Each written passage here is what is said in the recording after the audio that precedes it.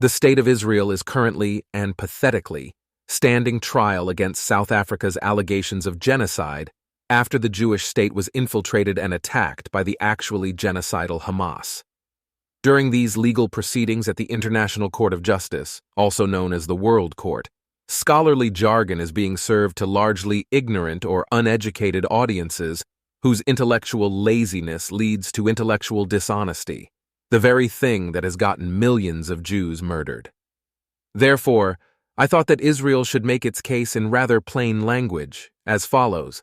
South Africa. Who are you bringing to the stand, Israel? Israel. There are dozens of Israeli women and girls who would like to testify in this perverted, unfounded, and vindictive hearing on genocide. Except they can't. They were anally gang-raped, mutilated, and murdered on October 7th in the service of Allah. Little Eitan Kapister should be testifying for Israel as well. Eitan would tell the world that he was murdered on October 7th, his 5th birthday, and that there was no family to mourn him because his parents and siblings were also massacred by Hamas. Leal Hetzroni should also be testifying for Israel. Leal would tell you that she was murdered along with her twin brother, aunt, and grandfather in their home. It took 6 weeks to identify remnants of the 12-year-old girl and officially declare her death. South Africa. Israel, is it true that your decision to respond to the terror attacks on October 7th has included actions of genocidal intent against the Palestinians in Gaza? Israel. To borrow a now infamous line from our friends who run some of America's most prestigious universities, it is a context-dependent decision. South Africa. What does that mean? Israel. The International Court of Justice has never judged a country responsible for genocide. Not Cambodia, not Rwanda, not Syria, not China, not Sudan. It has never censured the desire for genocide either. This is only expressed against Israel. South Africa. How then do you explain some of your legislators who have made what seem like genocidal comments about Palestinians in Gaza? Israel. It is true that some of our politicians have made unbecoming comments. However, when so-called anti-Zionists call for gassing the Jews, everyone calls it free speech. When our fringe politicians say something out of line, it's branded as genocide. But we digress. South Africa. If the statements were not intended, they would have not been made. Israel.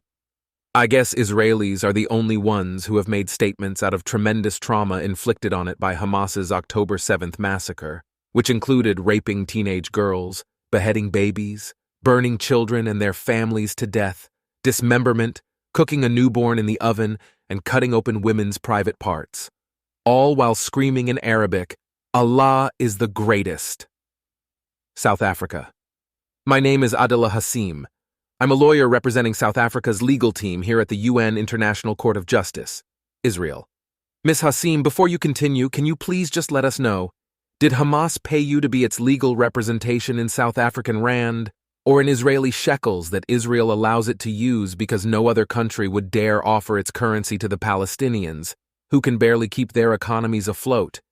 We're asking for a friend, of course. South Africa.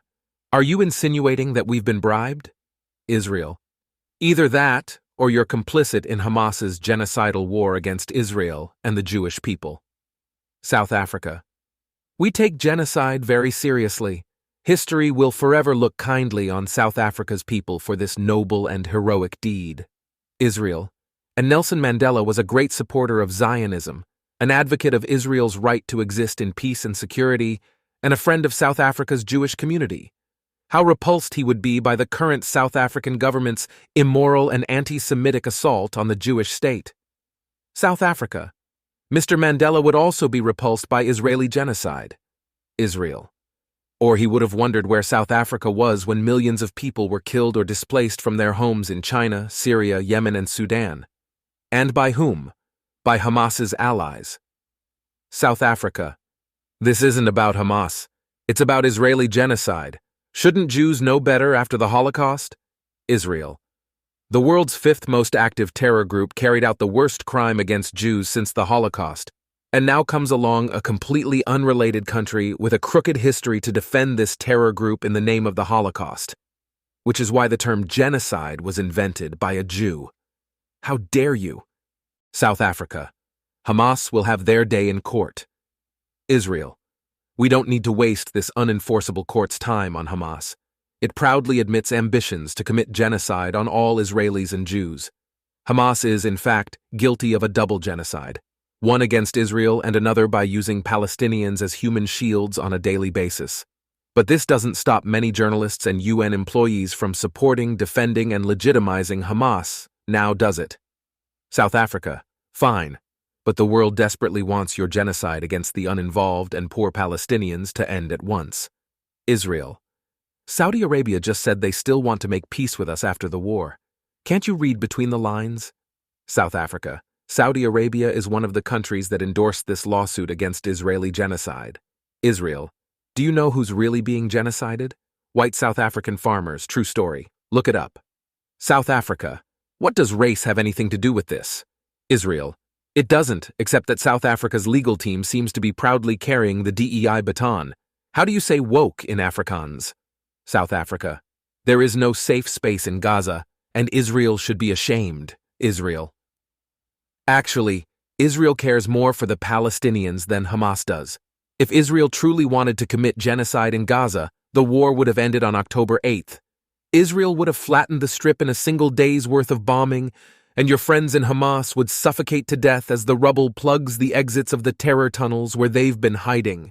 Instead, Israel has warned Palestinians when and where it's going to attack, facilitates aid to the Palestinians, helped with evacuations, and established humanitarian corridors so civilians can avoid the battle zones.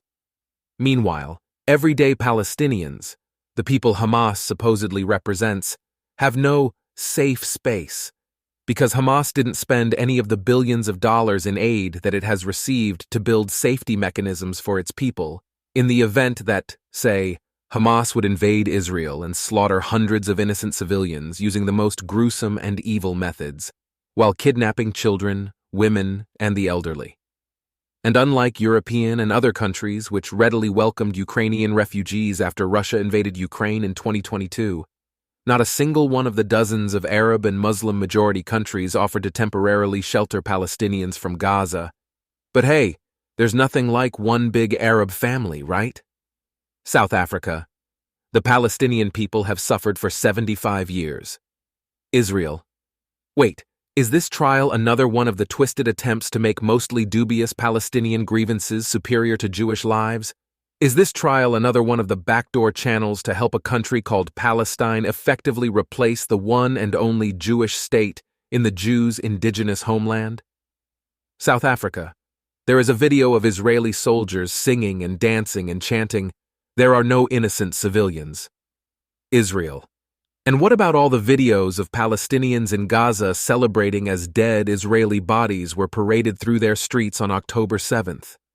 What about the poll done by Birzeit University in Ramallah, which found that more than 75% of Arabs in the West Bank and Gaza support Hamas and what they perpetrated on October 7th? This is a shame because the Palestinians are highly capable and among the most educated in the Arab world. Yet for the last 100 years or so, they've diverted much of their resources and capabilities not to build something for themselves, but to destroy the Jewish state. At any given moment, it is more important to the Palestinians that the Jews won't have a safe country than it is for them to develop a successful, prosperous nation alongside a Jewish one. South Africa. So your victim blaming the Palestinians? Israel. No, many Israelis would still be happy to share the present-day Levant with them, but bizarre and unfounded allegations of genocide against Israel, as well as the proceedings here that are a dangerous travesty, only make the Israeli-Palestinian conflict worse. The UN General Assembly, which appoints the judges here today, is dominated by dictatorships, repressive and authoritarian regimes, and infected with anti-Semitism. Therefore, by definition, these judges lack the moral authority to stand in judgment over any democracy, especially Israel. As for South Africa, it is now securing its place in history books as the country that sided with modern-day Nazis. The day will come when South Africa will be overwhelmingly embarrassed by its actions. The day will come when South Africa will come begging for the forgiveness of the Jewish people. South Africa. South Africa is doing what it can. That is why we have brought you, Israel, to this court, so it can do what is in its powers to do. Israel. But the International Court of Justice has no power to enforce anything. Otherwise, long ago, we would have brought here the decades of some of the world's most despicable terrorism against Israel and its citizens, carried out by Palestinians and systemically sanctioned and sponsored by Palestinian leadership. If you want to talk about the actual definition of genocide, we would be happy to. From the Palestine Liberation Organization and the Palestinian Authority, to Palestinian Islamic Jihad and Hamas, Palestinian genocide against Israelis and Jews knows no bounds. South Africa. Israel, the people in this courtroom and outside of it deserve to hear the truth about your genocide in Gaza. Israel. The truth is, it's quite the spectacle to see mobs of anti-Semites march around The Hague and take to streets around the world, hoping to see the Jewish state hung on baseless accusations. South Africa. This has nothing to do with the Jews. Israel. Then why are you defending Hamas, whose charter includes a hadith, an Islamic commandment that suggests the day of judgment will not come until the Muslims fight and kill the Jews? South Africa. No further questions, Your Honors.